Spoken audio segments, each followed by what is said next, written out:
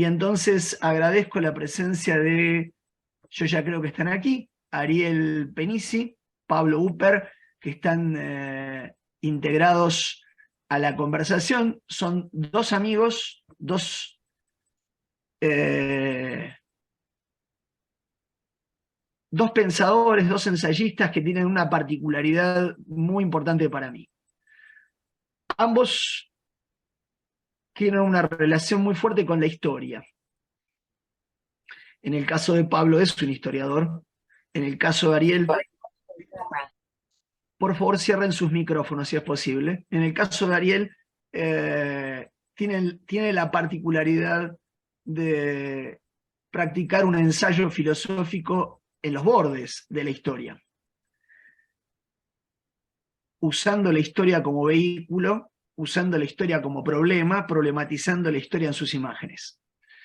Pablo, como les conté, editó un libro que se llama Esto no es una representación y que problematiza el mundo contemporáneo de una manera radical.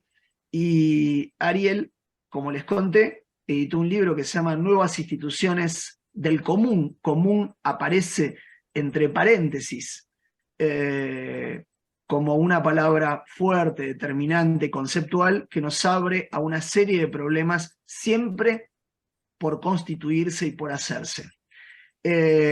Los invité a ambos porque ambos tienen una reflexión precisa sobre nuestra crisis contemporánea. Si es que esta crisis contemporánea tiene dos caras posibles, la de su caída y la de su reinvención. Ambos piensan en sus libros una caída de algo que conocíamos, las instituciones modernas y sus modos. Ambos piensan en sus libros la salida desde allí de nuevas posibilidades para las prácticas en común. Gracias Pablo, gracias Ariel por estar con nosotros para cerrar el laboratorio de visualidades o el laboratorio de los lenguajes de las visualidades. Le doy la palabra a Pablo en primer lugar, luego a Ariel, luego cruzamos las palabras con los presentes y bueno, nuevamente gracias por estar con nosotros.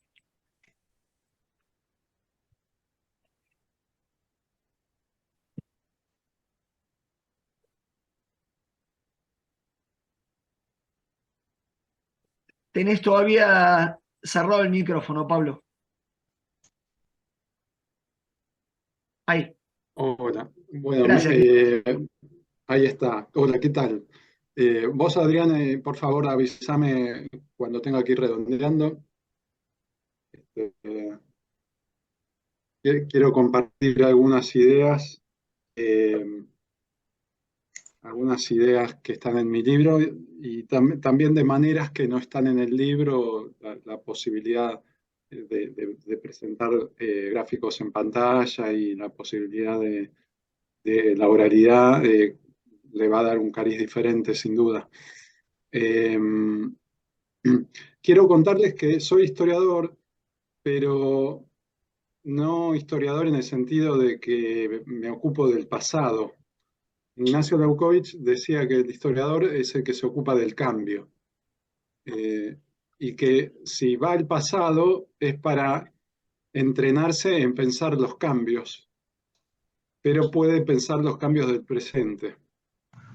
El libro del que les voy a hablar hoy, esto no es una...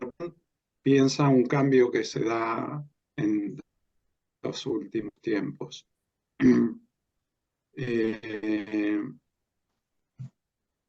Así que, aunque sea un trabajo que invade, usurpa las tierras de los semiólogos, yo lo veo también como un trabajo que historiza, que marca una diferencia temporal, un ayer y un hoy.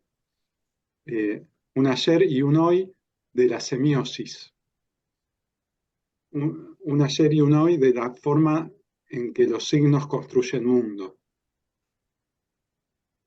Eso sería semiosis, ¿no? Una dinámica de construcción de mundo. Eh, Así que voy a compartirles mi PowerPoint y les voy a ir contando así.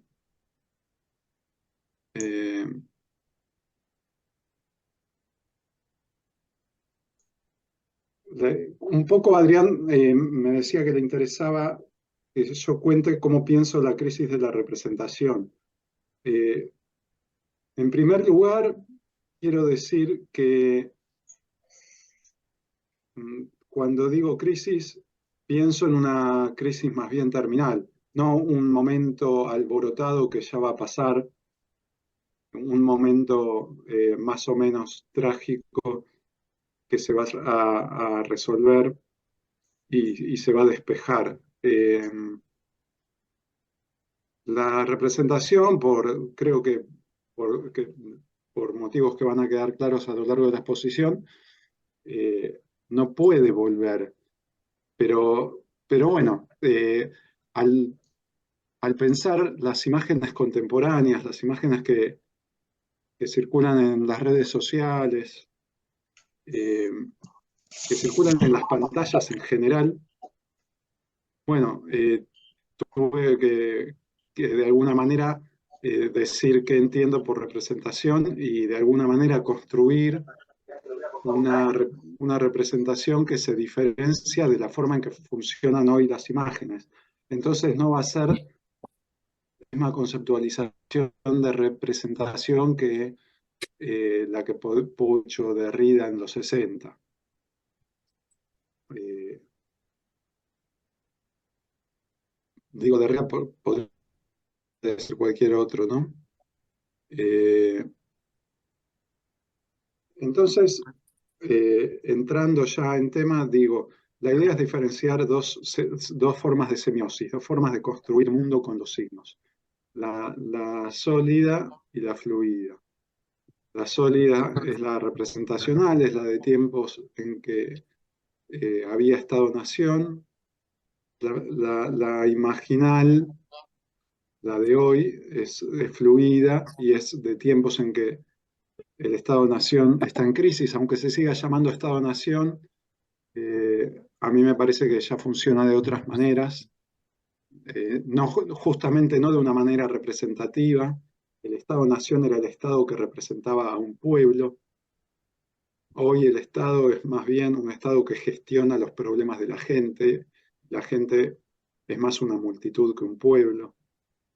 Eh, Aunque el Estado de hoy se siga llamando a sí mismo Estado Nacional, yo lo considero postnacional, gestor y no representante.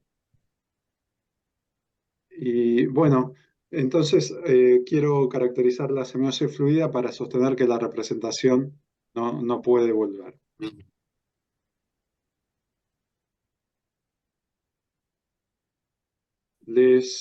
A ver, un segundo que...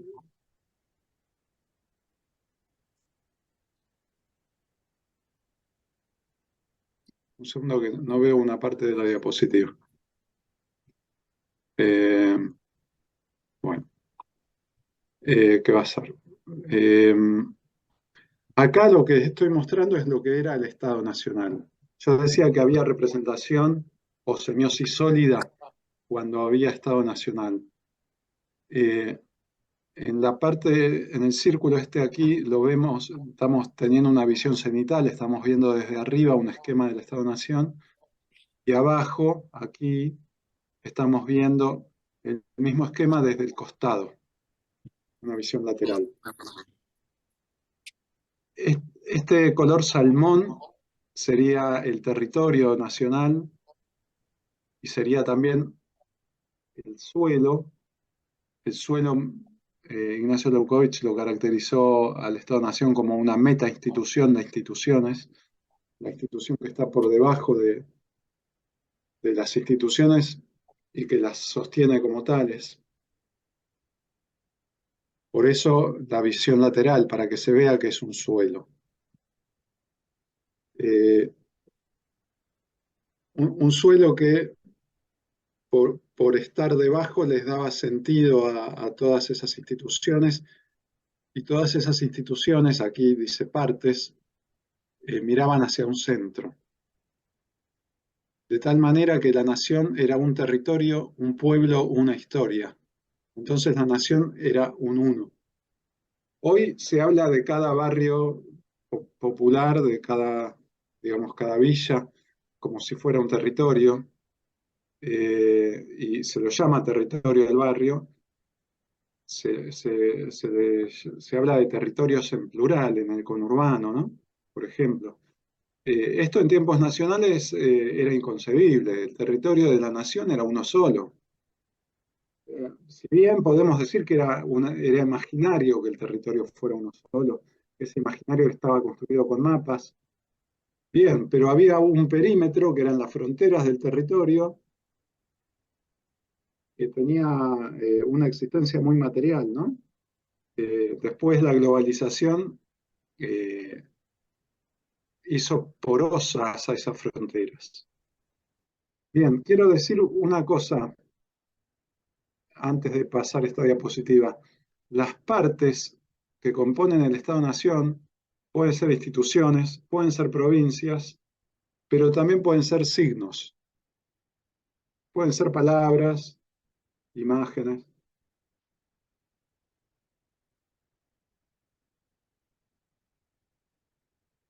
Cuando empieza el capital financiero tenemos otro escenario y las partes del Estado-Nación se convierten en fragmentos. Las flechas rojas serían el capital financiero inundando lo social. Por ejemplo, retirándose de una fábrica que, que le daba sustento económico a un pueblo, eso hace que se rompan los lazos laborales, se rompen los lazos sociales, por eso dibujo los caminitos entre los fragmentos, los dibujo con líneas punteadas, y lo que antes eran partes de un todo ahora son fragmentos. Bien, esto que pasa con las instituciones también pasa con los signos, pasa con las imágenes. De tal manera que se hace más difícil representar las imágenes. Se hace más difícil que esas imágenes tengan un sentido común como era la nación en tiempos nacionales.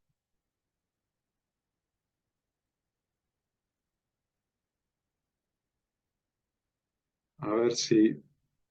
Yo quiero leerles algunos textos sociológicos y uno de un historiador para que vean lo que era concebir que había signos que representaban al resto de los signos, o concebir que lo social tenía un centro.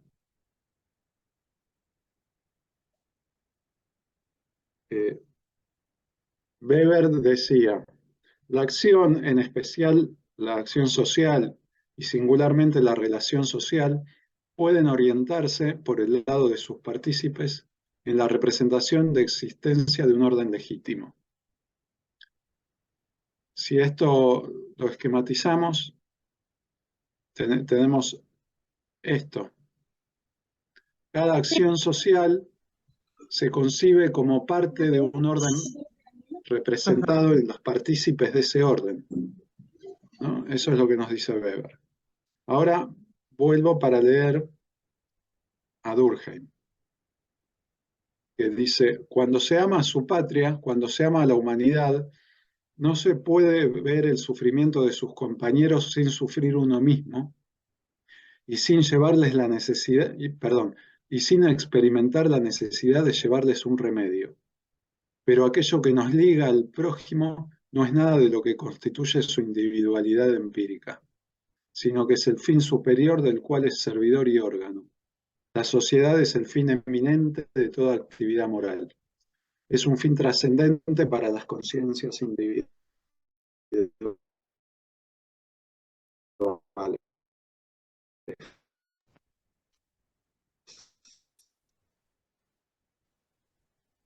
Esta es la manera que está por encima de cada parte. Era el todo.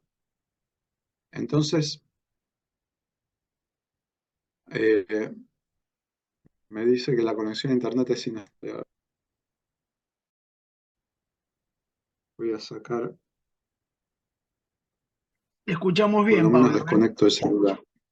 Bien, bien, entonces quería esquematizar ese textito, esas líneas que leí de Durkheim, donde dice que los prójimos no son prójimos en tanto individualidad concreta, sino en tanto pertenecen a un fin superior, que es la patria o la humanidad o la sociedad.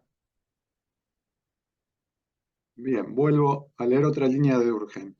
Dice, querer a la sociedad es, por una parte, querer algo que nos cubre y nos supera, pero es al mismo tiempo querernos a nosotros mismos, y así no podríamos pretender salirnos de la sociedad sin querer dejar de ser hombres.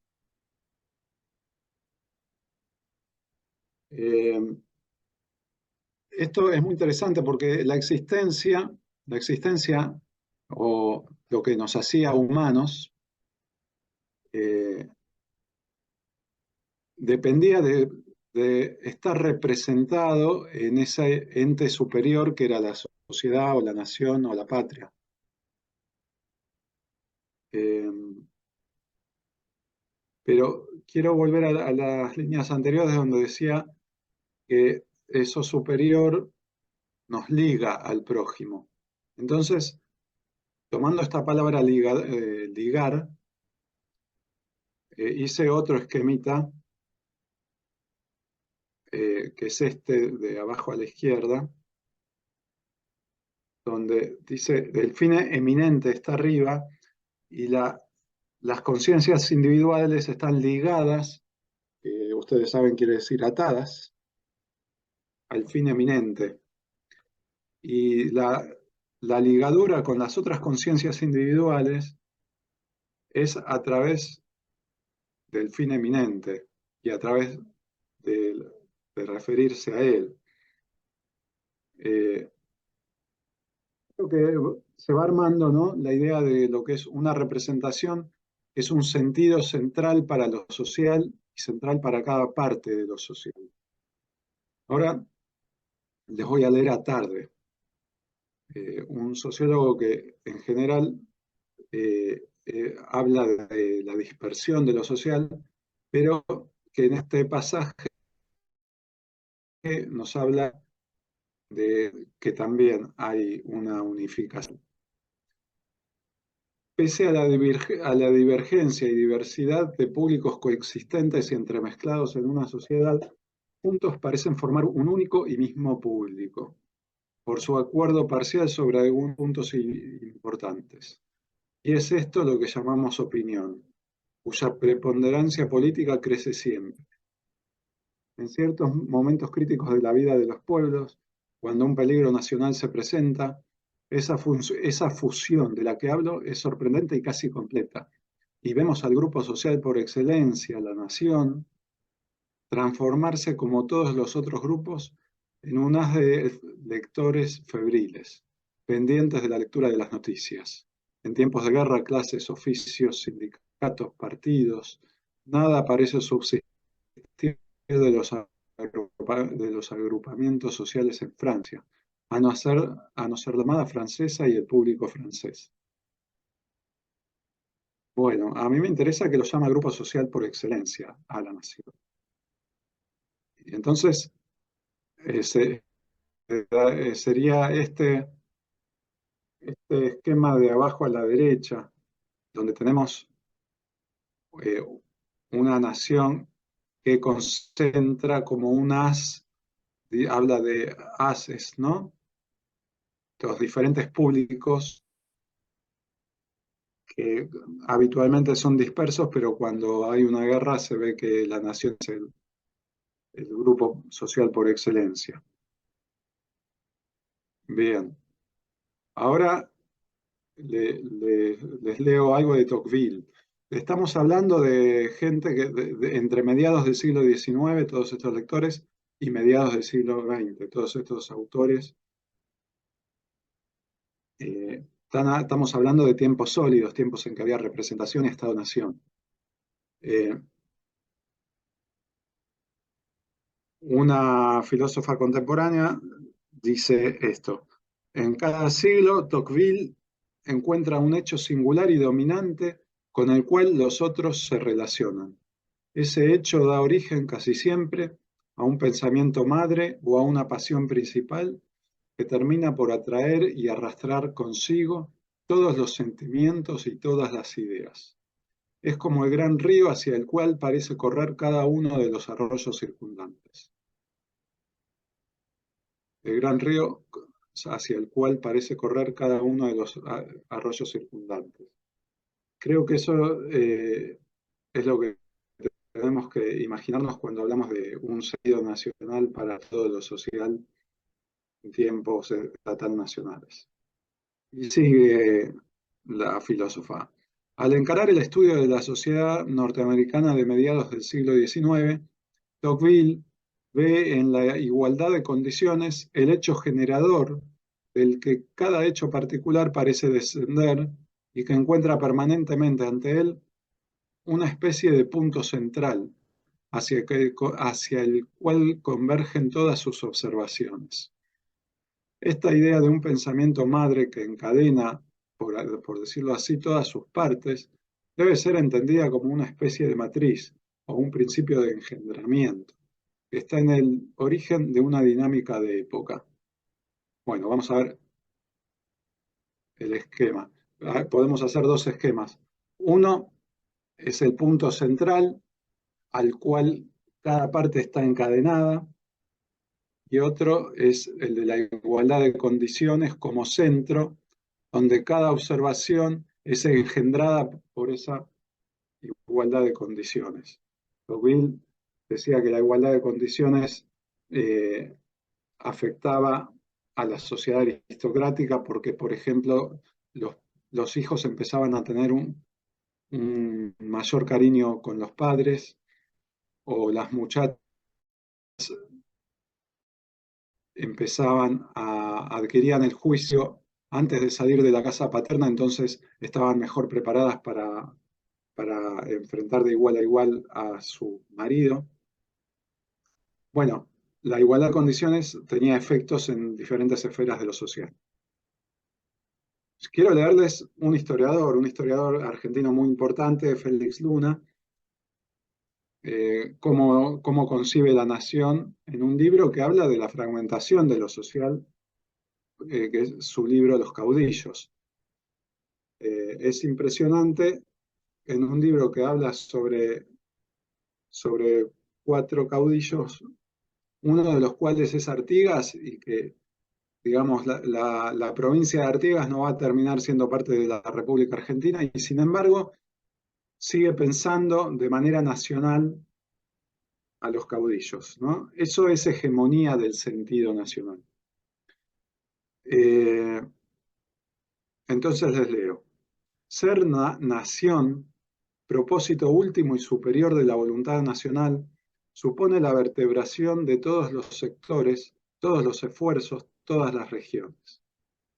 Y la decisión de ser nación no puede asumirse por una parte del país en soledad, sino por una vigorosa conjunción de voluntades armonizada en el propósito de realizarla. Eh, para mí, la vigorosa conjunción de voluntades fue el Estado-Nación. No hice una esquematización de esta frase. Me parece que la palabra vertebración eh, es suficientemente clara como para hacernos una imagen esquemática de a qué se refiere él con nación. Bien, un esquema general de todos los esquemas que vimos es que en la representación hay una abstracción, algo trascendente que está allá y que es lo que reconoce o desconoce a cada cosa concreta. Los concretos remiten a una abstracción, como los individuos a la sociedad de Durkheim, y la abstracción reconoce, o la ya, reconoce o desconoce a cada individuo. esa abstracción puede ser la patria, pero también puede ser la madre o el padre. Bien. Eh, eh, este largo rodeo por estos sociólogos y este historiador y estos esquemas era para decir en qué estoy pensando cuando digo la representación no va a volver, representación es lo que no hay, y representar es lo que las imágenes contemporáneas no hacen.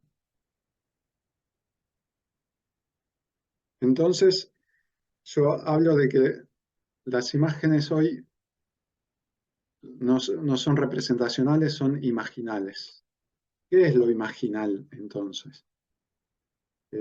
Bueno, lo primero es que imaginal no es lo imaginario, porque lo imaginario estaba o está, no digo que dejó de existir, lo imaginario está en las mentes de las personas. Si se habla de imaginario colectivo, también se piensa como un imaginario que está en las mentes. Eh, lo imaginal, en cambio, circula por las pantallas. Muchas veces la mente está en lo imaginal y no en lo imaginario. Eh, una psicoanalista me decía que hoy muchas veces los adolescentes hacen una elaboración a través de los grupos de WhatsApp con los amigos. Son elaboraciones que antes las hacía un paciente en su mente como proceso psíquico y hoy es un proceso conectivo.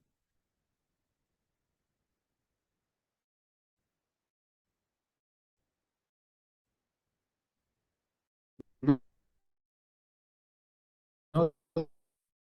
no digo, insisto, no digo que haya desaparecido lo imaginario, digo por qué la representación está en crisis y por qué no va a volver.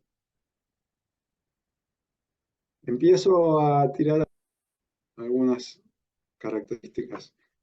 La dinámica imaginal tiene una gran velocidad y esta gran velocidad, me refiero por supuesto al hecho de que cada imagen la vemos por muy poco tiempo.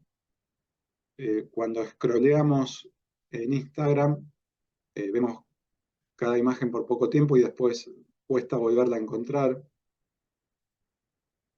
Eh, y esto impide que se asienten las referencias que pueden, eh, pueden dibujar una geografía espacial, pero también una geografía simbólica, una geografía del sentido. Por eso mismo también la velocidad imaginal impide decodificar sentidos. Franco Berardi y Bifo decía en Generación Post-Alfa, ya hace más de 15 años, eh, que la aceleración de la emisión hace que no haya tiempo para decodificar sentidos. Entonces, eso estimula una característica propia de la dinámica imaginal, que es que en vez de ligarse los signos, se conectan, se contactan, pero no se atan. Eso habla de una gran precariedad de la red semiótica imaginal.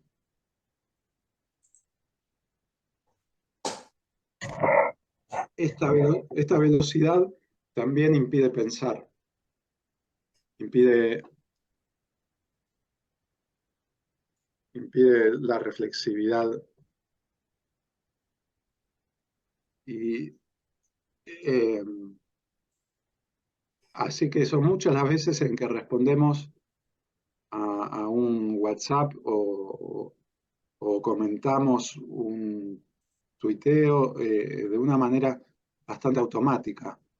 No, no de una manera homogénea, como en tiempos de la representación, pero sí con automatismos, eh, con reflejos que eh, tienen que ver con el punto B de esta diapositiva, que es que el dispositivo dispone ordenadores que agrupan de manera sencilla y precaria.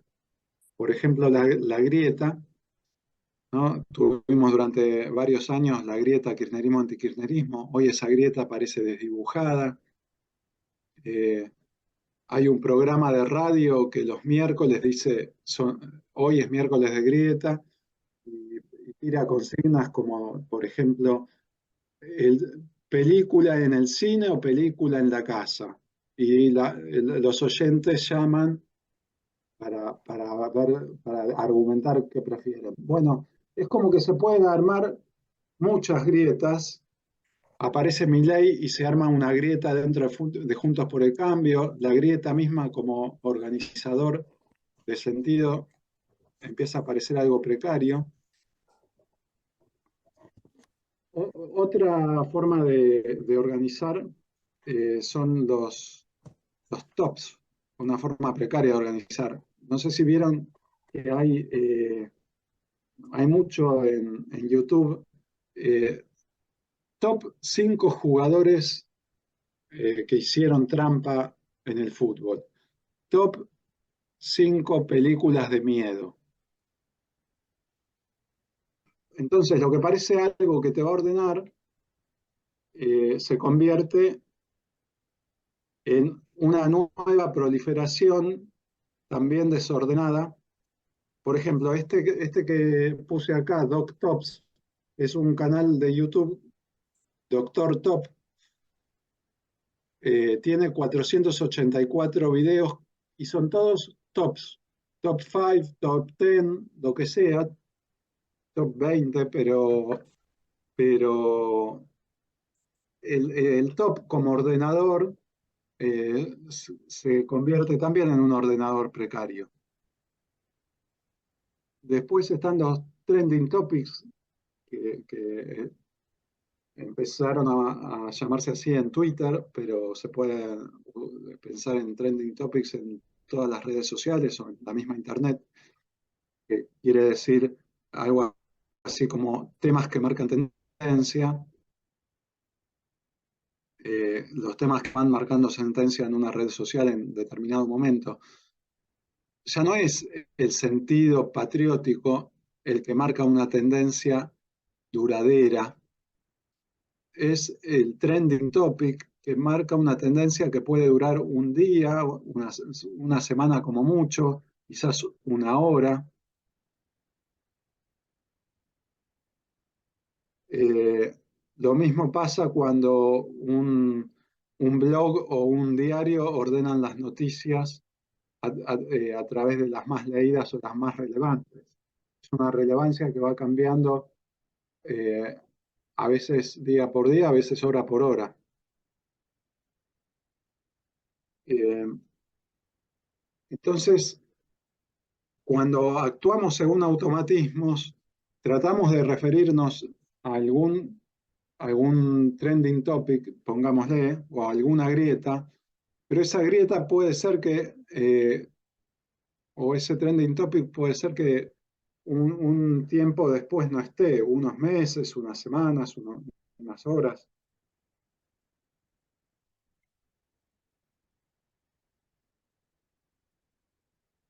Las imágenes imaginales van con palabras, el mundo de las imágenes, del mundo de hoy, se dice mucho todo es imagen, y es cierto que todo es imagen, pero porque las palabras también son imágenes. No quiere decir que las palabras, perdón, no quiere decir que las imágenes se puedan sostener sin palabras. Siempre, incluso en Instagram o en TikTok, las imágenes van acompañadas de palabras, sea en los comentarios, sea dentro de la misma imagen se ponen palabras, se pone texto, ¿no? Un texto gráfico. O en las pantallas de TV se pone Zócalo en las noticias, ¿no? Eh, o se muestran imágenes y para que las imágenes hablen hace falta que el conductor del noticiero diga, eh, las imágenes lo dicen todo, mire lo que está pasando, nadie previó esto que está pasando, o algo por el estilo. Eh, pero quiero volver a insistir con esto de que las palabras son imágenes, porque en los 60 Roland Barthes decía que las imágenes se pueden leer como texto. Hoy eh, creo que tenemos que invertir la frase y decir que los textos se pueden mirar como imágenes, es decir, de una manera rápida, veloz, más conectiva que articulada, más conectiva que ligada. Entonces, si las palabras también son imágenes, si incluso por ahí un olor es una imagen, eh, en los cines, en los cines tiran olor a pochoclo para que a uno le dé ganas de comprar pochoclo, ¿no? Esa imagen olfativa, eh, bueno, es una imagen también. ¿Qué puede ser una imagen? Para definirlo cualitativamente. Es un elemento sin articulación lógica con otros elementos.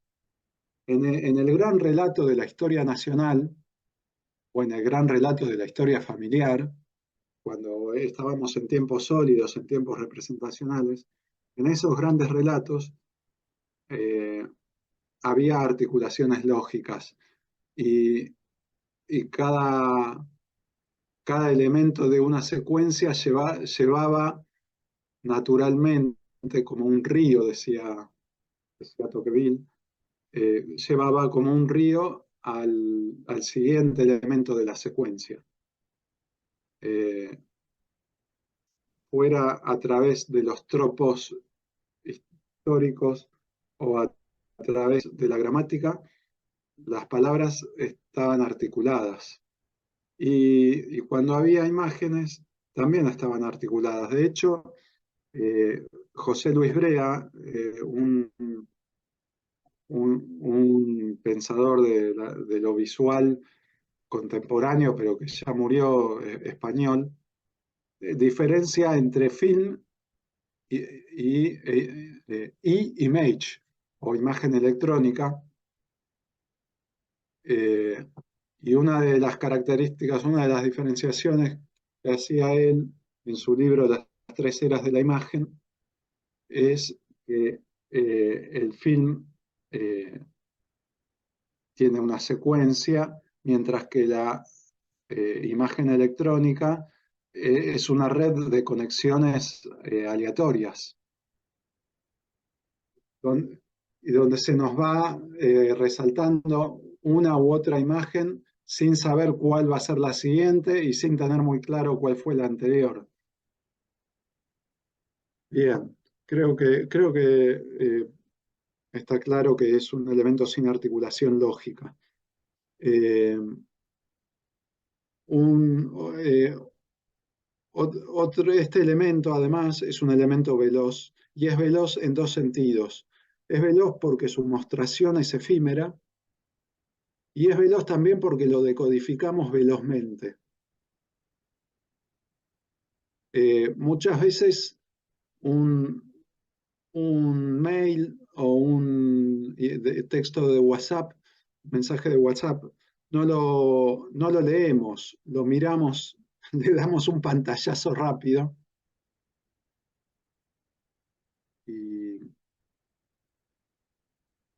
eh, y bueno, y con eso lo decodificamos. Después trae problemas vinculares probablemente, pero bueno, eso también tiene que ver con la precariedad contemporánea. Eh, con la dificultad que tenemos para hacernos una representación del otro en nuestras mentes.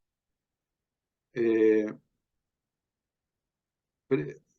Otra característica de la dinámica imaginal es que el soporte material del signo es precario. el signo como soporte, o el significante como soporte material del significado se convierte en algo precario.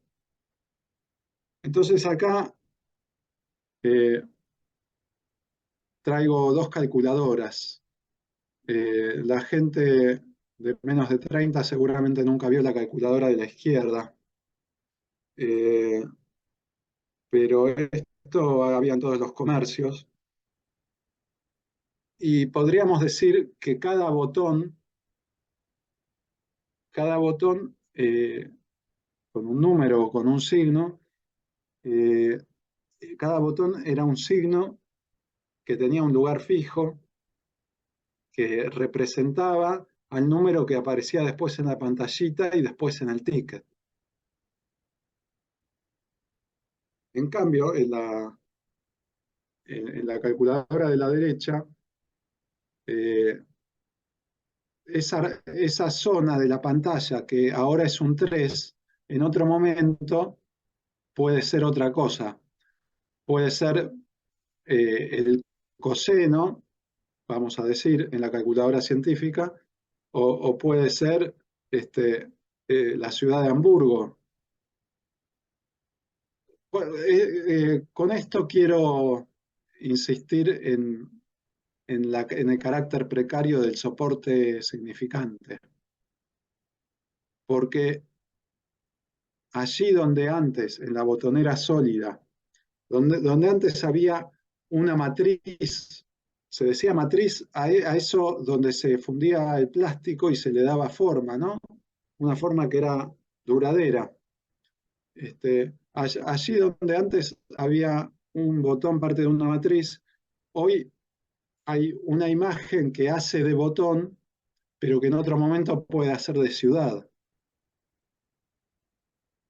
Eh, la ciudad misma se convierte en un botón donde yo puedo apretar y quizás aparecen algunos datos sobre la latitud y longitud de esa ciudad.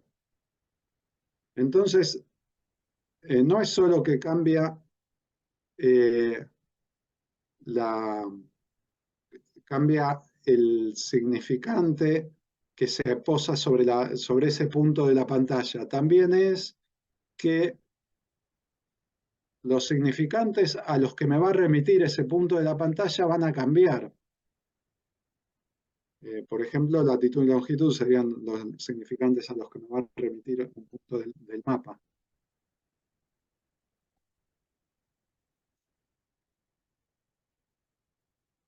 Un momento que enchufo la computadora.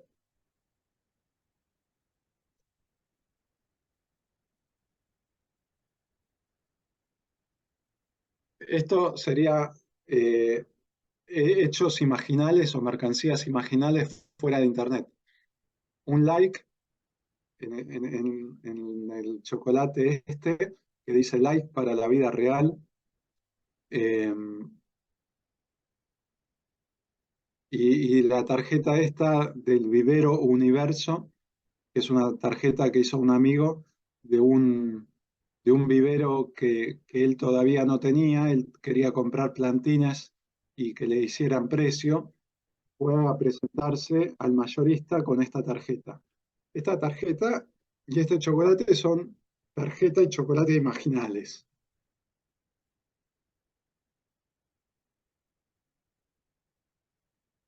Bien. Ah, esperen un segundo porque acá.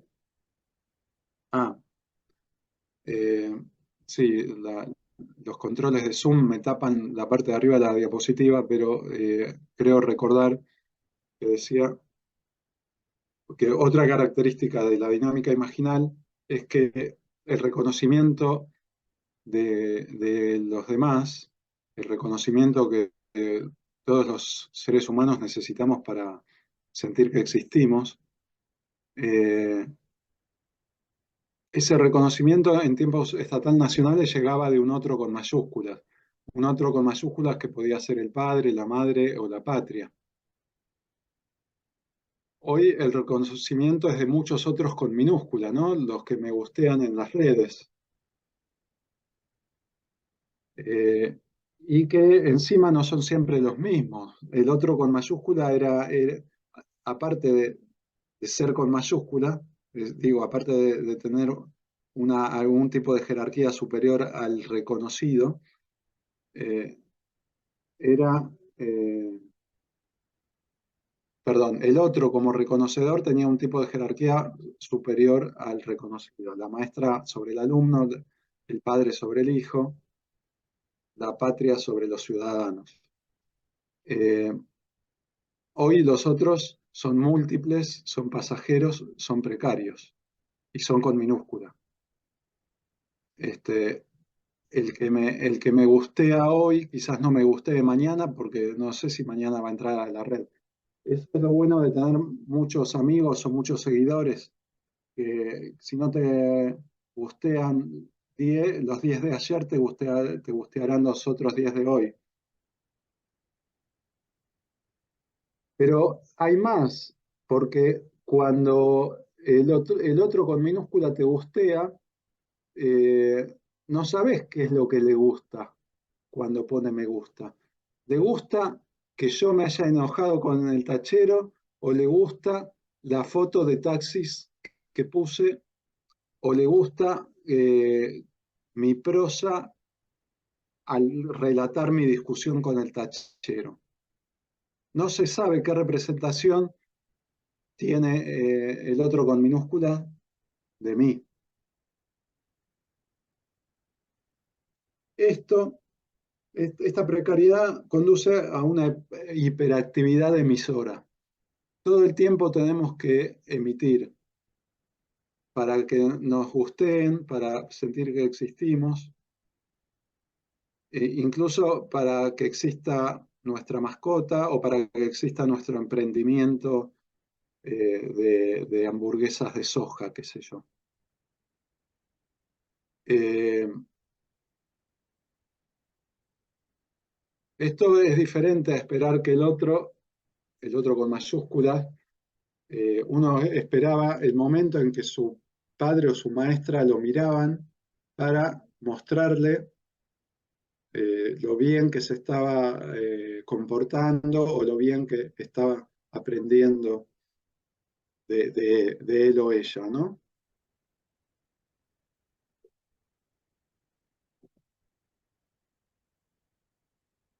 Bien, hay algo más en la dinámica imaginal. Voy tirando características de la dinámica imaginal para pintar la semiósfera tal como es en nuestra época. La dinámica imaginal configura las relaciones como interacción entre puntos circunferidos. No no hay entre en la dinámica imaginal. Yo puedo relacionarme con una mujer en Tinder, puedo relacionarme con varios otros en Instagram o en Facebook, eh, pero no se ve el entre, no se percibe. Tiene que haber una intervención, como en esta foto, en estas dos fotos. Acá abajo a la izquierda, una artista griega que se llama Iconopoulos tejió en la foto entre estas dos señoras, tejió algo que de otra manera no percibiríamos. La dinámica imaginal impide percibir ese entre. A la derecha, eh, en una plaza que ya no está porque ahora esa plaza es la avenida Juan B. Justo sin puente en la capital. Bueno, la murga del barrio había escrito: a esta plaza la mantiene el rechifle de Palermo y usted, cuídela. Eh, este graffiti es una expresión que expresa el entre, que va más allá de la dinámica imaginal. Ya, si le queda tiempo, voy a decir algo sobre eso después. Eh,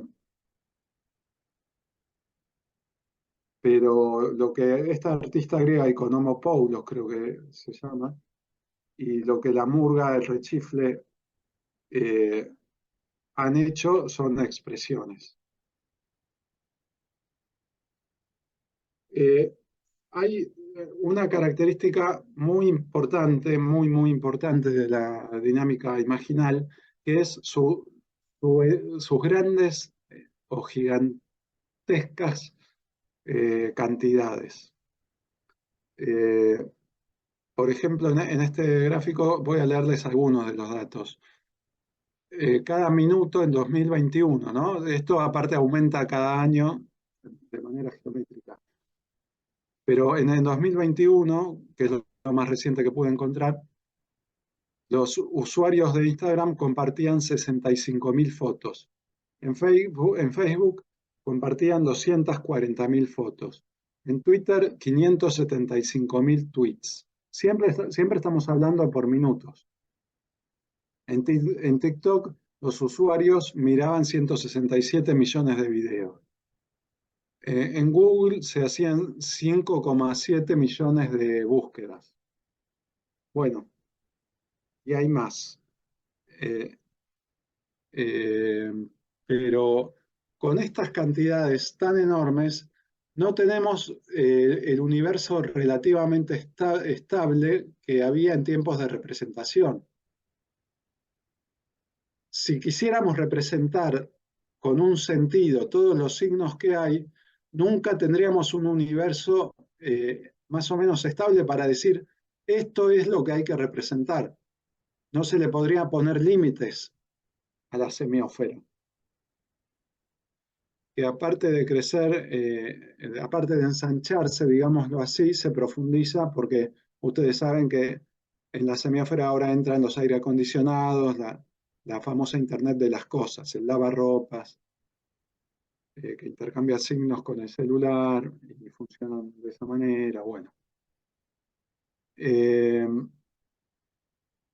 esto hace que sea imposible totalizar, o sea, que sea imposible dibujar un todo para los signos y que por este motivo no sea posible establecer una representación.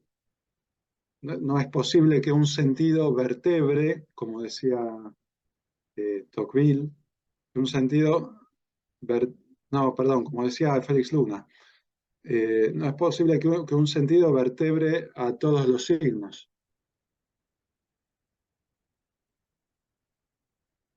Bien, eh, ¿cuánto tiempo queda, Adrián, más o menos?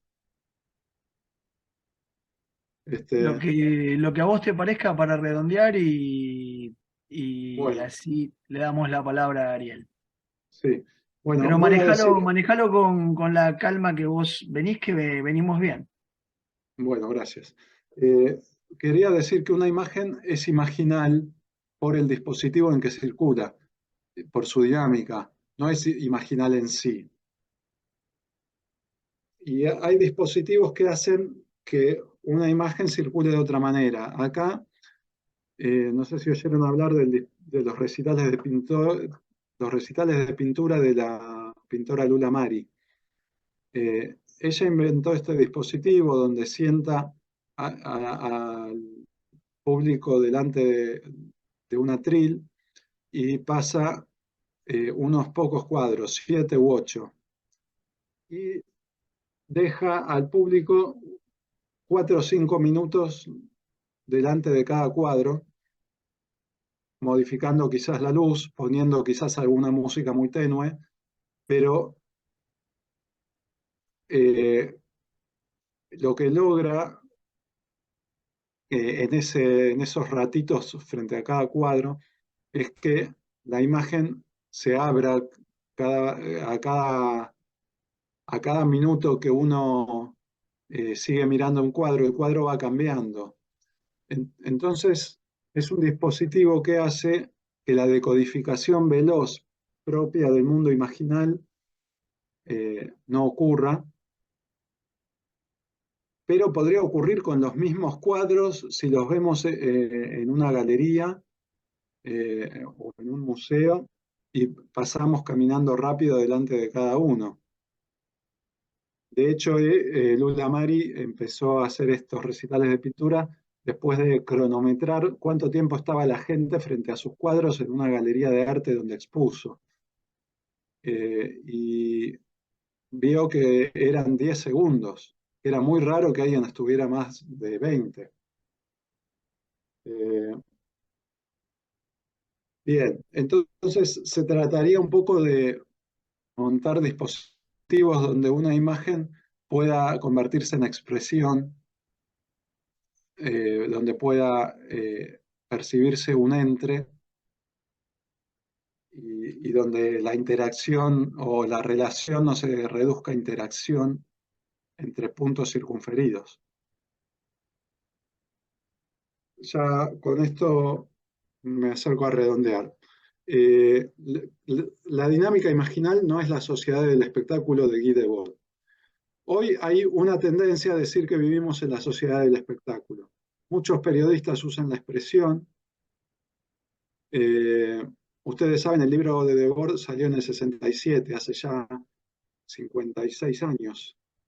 Eh, Miren, hace poco una revista mexicana le puso a su número monográfico La Sociedad del Espectáculo y puso como tapa la imagen que ustedes ven a la derecha, que es una chica delante de muchas pantallas. A la izquierda ustedes ven la tapa más clásica del libro de Debord, donde en vez de muchas pantallas para una espectadora, hay muchos espectadores para una sola pantalla. El espectáculo de nuestros tiempos no es como el espectáculo de tiempos de Bord. Eh, el espectáculo de Debord estaba en una pantalla de cine o en una pantalla de televisión, como mucho, y no en nuestro bolsillo. Eh, Debord, de hecho, dice que el espectáculo tiene, tiene centro, o que el espectáculo es lo que hace centro de lo social, y dentro del espectáculo el centro es la vedette. La vedette, por supuesto, puede ser mujer u hombre, puede ser John Wayne, la vedette. Pero hoy los espectáculos son tantos como emisores internéticos haya. Eh, cada, cada usuario de una red social eh, hace un espectáculo de sí mismo. Eh, y de esta manera podemos decir que no se constata en lo imaginal esta idea clásica marxista, pero muy difundida en gente que no era marxista en el siglo XX, que es la idea de la superestructura simbólica como una instancia separada. Hoy las imágenes fluyen junto con lo que no es imagen.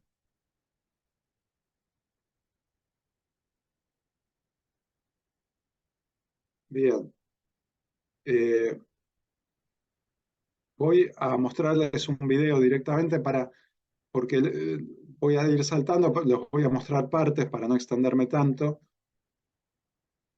pero en este video eh, se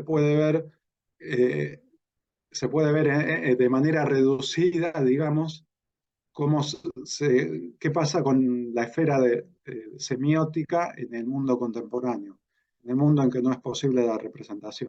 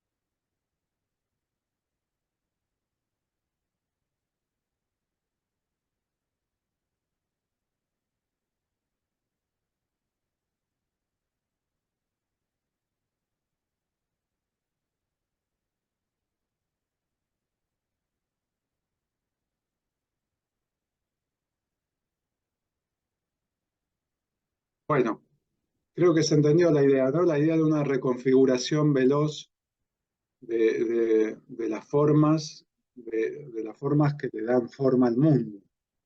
Los signos le dan forma al mundo y esos signos están reconfigurándose todo el tiempo. Entonces, quiero cerrar subrayando los puntos fuertes que Adrián me señaló de mi libro. Ustedes saben que él le hace el epílogo al libro, así que como además es el anfitrión de esta amable invitación, quería, eh, bueno, para mí es importante los puntos fuertes que él señala como fuertes. Eh, Uno es a qué se debe la crisis de la representación. Y sería una doble respuesta, a que no hay metainstitución estatal y que hay semiosis precaria. El segundo punto es a qué se debe la desadherencia o la descompresión de las fuerzas que la representación unía forzadamente. La representación unía forzadamente si pensamos en las instituciones, pero unía simbólicamente si pensamos en los signos. Obviamente los signos funcionaban en instituciones y las instituciones funcionaban con signos, pero, pero la precariedad vincular de hoy en día, que es como entiendo yo la palabra desadherencia que me dijo Adrián, la precariedad vincular tiene que ver con esta semiosis precaria, con esta dificultad para tener una representación estable del otro, y con la dificultad para que las referencias tengan un eje o un centro.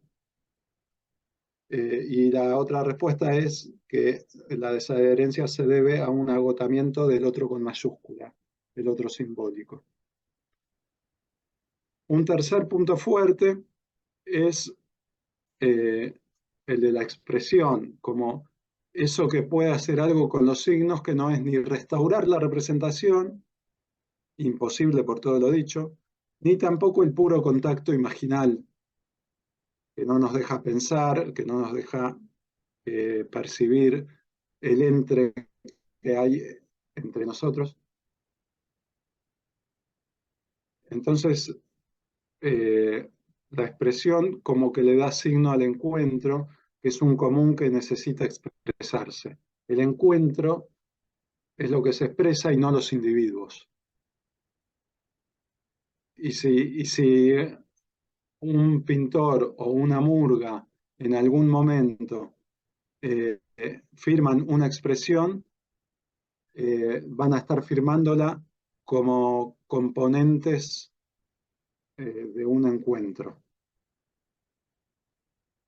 Eh, entonces, ese encuentro es un común que necesita expresarse. Téngase en cuenta que la expresión de lo común por parte de lo común es necesaria para la organización colectiva, para instituir algo colectivo. Bien, gracias por su paciencia. Gracias, querido Pablo. Clarísima tu exposición, sobre todo porque tomó un eje fuerte y nuclear de lo que propones en el pensamiento de tu libro, Esto no es una representación, y porque nos pone en debate de manera muy fuerte con, sin lugar a dudas, la palabra institución, la relación con la institucionalidad y todo aquello que fortalecía la relación representación-institución, que valga, lo conversábamos ayer en un pequeño mensaje, estuvo sostenido en la modernidad por una idea absolutamente central que era la educación. La educación había sido increíblemente para el mundo moderno, la formación de la ciudadanía, la constitución de la educación del otro sensible o cognitiva, había sido fundamental desde el siglo XVI en adelante para que representación e institución se mantuviesen disciplinariamente unificadas. Hoy estamos evidentemente ante un desmantelamiento de esa idea disciplinar que vinculaba representación, institución, a su núcleo más poderoso, que era educación. Ahora bien, ese es un problema que abro para para otra situación, pero evidentemente lo dejo abierto como pregunta para todos. Le doy la palabra a Ariel. Gracias, Pablo, por la precisión, la claridad, la contundencia y compartirlo, compartir tu pensamiento a su vez con un esfuerzo de síntesis y con algunas potentes imágenes que dan a repensar lo que planteás como imaginario.